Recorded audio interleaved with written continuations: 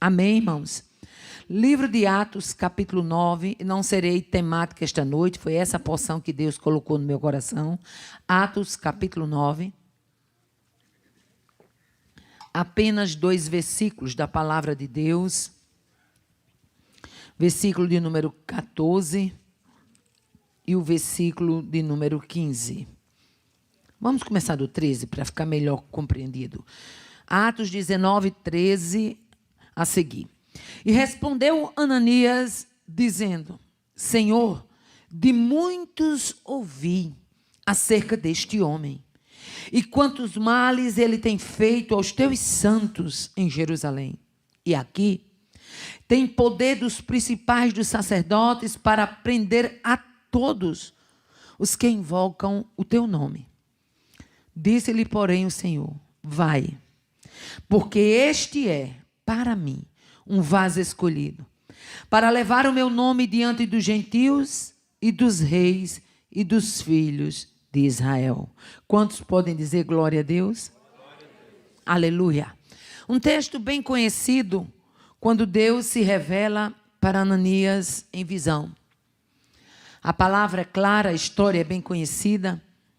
Para Ananias, Saulo era um perseguidor. De primeira mão, Ananias logo mostra para Deus que já tem conhecimento da trajetória, já tem conhecimento da postura, já tem conhecimento do quadro de perseguição que Paulo desencadeava ali. Mas o que me chama a atenção é a maneira como Deus se revela, mostrando quem era Paulo para ele. Aleluia. Já que o nosso tema é arrependei-vos, seria muito bom que antes que a gente fizesse como Ananias, né, de procurar taxar, procurar rotular, a gente procurasse perguntar para Deus: Senhor, quem é esta vida para ti? Quem é este homem para ti? Quem é esta mulher para ti? Para Ananias era um perseguidor, mas para Deus, que já via lá na frente um projeto, era um vaso, um instrumento escolhido. Aleluia. E, na verdade, algumas Bíblias chamam, vai porque este é para mim um vaso. Mas outras dizem, vai porque este é para mim um instrumento escolhido. Mas, na verdade, o que significa ser um instrumento escolhido por Deus? Aleluia. O instrumento, como todos sabem, ele é um agente, ele é também um utensílio que serve para um determinado trabalho, para um fim específico, para uma determinada obra. O instrumento é algo que é útil. Para Ananias, um perseguidor, um proibidor, um caçador de crente, alguém que prendia, açoitava, obrigava a blasfemar o nome do Senhor. Mas para Deus, um instrumento. Aleluia. E o que me chama a atenção é que Deus marca um encontro com este homem, chamado Saulo, que depois se transforma no apóstolo Paulo. Deus marca um encontro com este homem no caminho de Damasco. A história é bem conhecida. O Senhor se revela. Aquele homem cai, na sua queda ele se levanta já sabendo de que algo havia de mudar na sua vida. Nesta noite, aleluia, eu quero chamar a sua atenção para você se colocar como um instrumento escolhido de Deus. Aleluia. Você não está aqui por acaso, você não está aqui por um momento único, você está aqui porque Deus separou você de um meio de uma parentela. Quantos tem aqui que a sua família não conhece a Cristo, que a sua família não professam a fé, mas no meio de tantos, Deus escolheu, Deus mirou em você, Deus acertou a sua vida, Deus te chamou do meio de uma parentela idólatra para criar na sua vida um rumo e um novo projeto. Aleluia, glória a Deus. Aquele homem fica cego, a história é bem conhecida, e o mesmo Deus que se revelou para Paulo no caminho de Damasco, se revela para Ananias em visão. Aleluia, Glória a Deus. Para Ananias, Deus se revelou em visão quem era Paulo. E para Paulo, aleluia, Deus também revelou em uma visão de que Ananias chegaria até ele.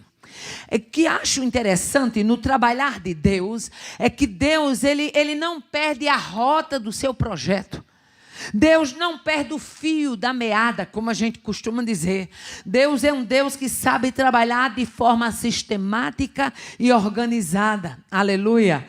Nós encontramos neste capítulo 9 as informações precisas que Deus dá para Ananias. Aleluia. Ananias procura informar para Deus quem era Saulo, mas Deus informou para Ananias a rua que ele estava, a casa de quem ele estava, o nome da pessoa onde ele estava. Deus revelou a postura que ele estava, aleluia. No capítulo 9, verso 11 e 13, diz assim: e disse-lhe o Senhor, levanta-te e vai à rua chamada direita, e pergunta na casa de Judas, por um homem de Tarso, chamado Saulo, porque ele está orando. E numa visão ele viu que entrava um homem chamado Ananias, e punha sobre ele a mão para que ele tornasse a ver. Aleluia.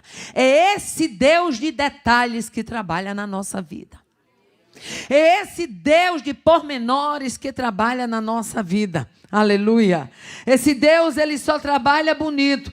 Revela a casa, revela o nome do dono da casa, revela o estado que ele estava cego. Aleluia. Revela de que ele já sabia que Ananias ia lá. Revela o método, tu vai pôr a mão. Revela tudo, que haveria cura. Louvado seja o nome do Senhor. O que eu acho interessante também é que os planos de Deus, eles são desenrolados em sincronia com a sua palavra, aleluia, ou seja, andam de acordo, aleluia. Eu gosto muito da expressão da palavra de Deus lá em Números, capítulo 23, verso 19, quando diz: Deus não é homem para que minta, e nem filho de homem para que se arrependa.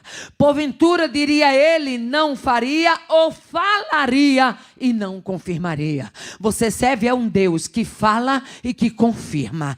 Você serve a um Deus que fala, confirma e age. Você serve a um Deus que fala, confirma, age e sustenta aquilo que anteriormente ele já havia dito que faria em sua vida. Oh, aleluia. Ananias quis informar, dizendo: Senhor, de muitos ouvi. A Bíblia não diz os pormenores do que Ananias havia escutado, mas aquelas informações haviam chegado ao ouvido de Ananias de tal forma que ele questiona: eu sei que esse homem tem feito males aos teus servos em Jerusalém. Sei também que aqui ele tem poder dos principais dos sacerdotes, poder para prender a todos que invocam o teu nome. Mas nem as argumentações de Ananias foram capazes de fazer Deus desistir do projeto que ele tinha na vida de Paulo. Oh, aleluia. Quando você é um instrumento escolhido, você pode estar no meio do caos. Você pode, aos olhos de muitos, ser irremediavelmente perdido. Mas o Deus de alcance, quando ele resolve entrar na cena, ele vai tirando os impedimentos, ele vai tirando os garranchos, ele vai pegando aquele vaso velho de estado deplorável, que não prestava para nada, e o oleiro habilidoso que ele é. Que certo. Coloca as mãos, oh aleluia. Quantos de nós que aqui estamos, Satanás já tinha arquitetado um projeto de levar para as drogas e de matar lá, de levar para a prostituição e de matar lá, de levar para o crime e matar lá. Mas um homem chamado Jesus entrou na história. E quando Jesus entra na história, o itinerário é mudado. A tempestade cessa, a mentira cai por terra, a algema quebra, cadeados são anulados, porque o homem chamado Jesus, oh, aleluia, aquele que se revelou para Paulo e disse: Saulo, Saulo, por que me persegues? Duro é para ti recalcitrar contra os aguilhões. É esse Jesus que se revela. Aleluia. Mas na verdade, irmã Aparecida, o que significa ser um instrumento escolhido? Tem gente que acha que ser um instrumento escolhido é simplesmente para aparecer nos púlpitos. Tem gente que acha que ser um instrumento escolhido é simplesmente para andar, porque o povo confunde obra com turismo.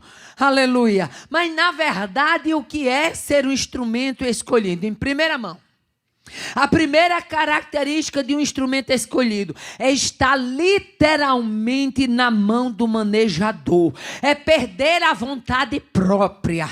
É ter vontade de ficar, mas ele mandar e você ter que ir. Aleluia. Ser um instrumento escolhido é saber que você é um servo e que há um Senhor. E que esse Senhor reina sobre a sua vida. O crente, enquanto ele está cheio da vontade própria, ele não se colocou no lugar de instrumento escolhido. Mas quando ele diz: Senhor, seja feito a tua vontade, eu quero ser obediente, eu quero estar no centro da tua vontade. Sabe por quê? Porque crente inteligente entende que estar no centro da vontade de Deus é o melhor lugar. Aleluia. Porque Deus não vai levar você aonde a misericórdia dele, aonde a graça dele não te alcance. Ser instrumento escolhido é estar na mão do manejador. É perder a vontade própria. Aleluia. Eu gosto quando Ananias diz isso: Senhor, eu ouvi. Senhor, eu não queria falar para este homem. Em outras palavras, é como Ananias dissesse: tu tens certeza, Senhor, que este homem aqui vai? E logo a seguir, nós vamos ver que a Bíblia diz: e Ananias foi. Aleluia. E Ananias foi. Deus disse: vai. E Ananias foi. Aleluia. Saulo era aquilo que ele não queria ter contato, mas Deus mandou ir até lá. Vai. Oh, aleluia. Segunda coisa que eu vejo para ser um instrumento escolhido é ter consciência do privilégio da escolha. Deus poderia ter escolhido tanta gente para estar aqui hoje, mas escolheu você. Há um hino bem comum na igreja que canta assim: eu sou livre. E eu costumo dizer lá em casa, meu esposo, que a gente muitas vezes não para meditar no teor do que é você num mundo desse algemado, num mundo desse cativo, num mundo desse de pessoas totalmente prisioneiras do pecado. Você poder cantar: eu sou livre. Aleluia. Tem muita gente na droga que queria dizer: eu sou livre. Tem muita gente na promiscuidade querendo dizer: eu sou livre, e não pode. Tem muita gente que se tornou homicida, que se tornou ladrão, que se tornou prostituto, que se tornou tanta coisa na contramão do céu, que queria dizer: eu sou livre. Mas não pode dizer, porque essa liberdade não há. Porque essa liberdade que nós temos de dizer que somos livres, ela só é encontrada em Cristo Jesus, nosso Senhor. O instrumento escolhido, ele tem que ter a consciência do privilégio da escolha. Eu gosto muito quando Deus se revela, lá em Jeremias capítulo 1, verso 5, ele diz: antes que eu te formasse no ventre, eu te conheci. Antes que saísse da madre, ou seja, antes que você fosse gerado no ventre, eu já conhecia a sua história. Antes que você nascesse no parto da sua mãe, aleluia, antes que saísse da madre, eu te santifiquei e as nações te dei por profeta. Você serve a um Deus que antes do seu nascimento, ele já tinha uma escolha na sua vida. Oh, aleluia. Isso não é pouca coisa. Quando você olha no seu entorno e você vê que muita gente não teve essa capacidade, mas Deus te escolheu, Deus te capacitou, tirou a roupagem velha, deu roupagem do Espírito, quebrou as algemas, aleluia. Mudou o vocabulário, colocou um novo cântico na sua boca. O hino de louvor ao Senhor, aleluia. Você já imagina o que era uma criança que antes de ser gerada, já tinha o título de ser profeta das nações. Antes de que a mãe concebesse, já tinha uma história, será profeta das nações. É esse Deus que faz gerar, é esse Deus que gera propósitos, é este Deus que gera história. É no nome dele que nós estamos aqui nesta noite, aleluia. A cartucheira do inferno foi preparada, a história que Satanás queria contar ao seu respeito já estava elaborada, mas o céu entrou em ação. E onde o céu entra em ação, Satanás desarma a barraca. Porque quando o céu entra, é porque tem roupagem nova. Quando o céu entra, é porque tem história nova. Quando o céu entra, é porque tem testemunho novo para ser gerado. Quando o céu entra, é porque tem propósito e tem continuidade de vida. O que é ser um instrumento escolhido? Aleluia. Ser um instrumento escolhido é ter a certeza de que quem te escolheu sabe o que está fazendo e ele te capacitará. Aleluia. Encontramos uma igreja muitas vezes lotada, mas quando se fala em alguém servir, o número se torna pequeno, se torna escasso. Porque cada um diz, eu não posso. Cada um diz, eu não tenho condição. Eu não sei. Aleluia. Mas nós encontramos lá em Mateus capítulo 25, verso 15. Sobre a parábola dos talentos. Eu gosto muito dessa parábola. Quando diz, e a um deu 5 talentos. E a outro deu 2. E a outro 1. Cada um. Por que um recebeu 5? Por que um recebeu 2? E por que um só recebeu 1? Aí a própria Bíblia explica. Cada um segundo a sua capacidade. Aleluia. Deus sabe a tua capacidade. Aleluia. Aí o apóstolo Paulo, escrevendo a sua segunda epístola aos Coríntios, capítulo 3 e verso 5, ele diz, não que sejamos capazes por nós mesmos de pensar alguma coisa como se de nós mesmos houvesse essa capacidade, mas a nossa capacidade vem de Deus. O instrumento escolhido, ele tem certeza de que aquele que escolheu sabe o que está fazendo. O pastor chama, irmã, eu quero convidar você para fazer parte da comissão de visita. Ah, pastor, mas eu nunca visitei.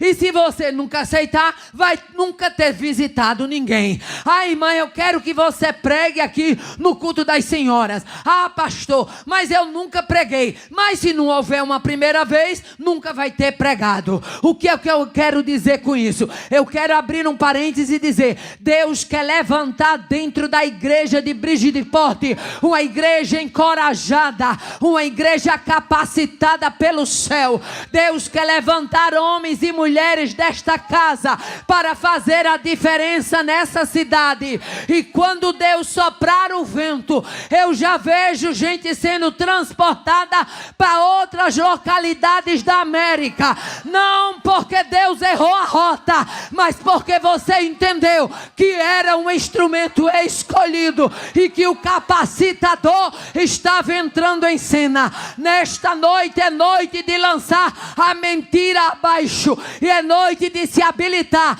porque há uma convocação do capitão. Portanto, coloca a farda, bate continência e entra na tropa e marcha como o capitão está chamando para que você marche.